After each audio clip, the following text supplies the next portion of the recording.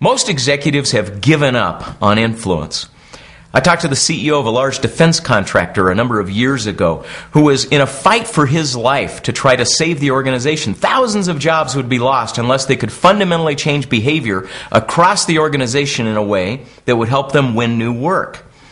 And yet he told me that for 25 years their efforts to effect this kind of behavior change had failed dismally.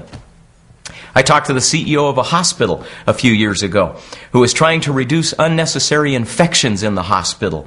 All he had to do was get people to wash their hands regularly after contact with patients.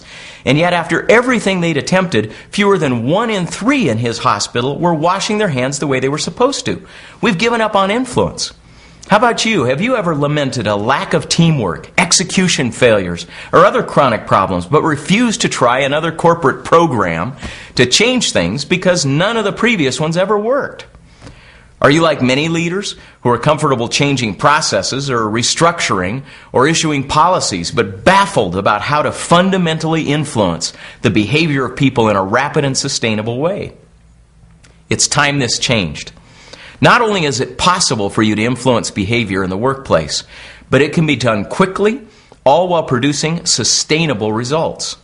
Here are a few things you can do. First, clarify the results you want to achieve, along with a way to measure them.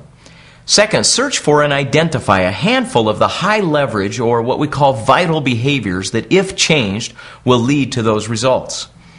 Third, open your eyes to the 6 ways your organization is perfectly designed to create the unhelpful behavior you've currently got.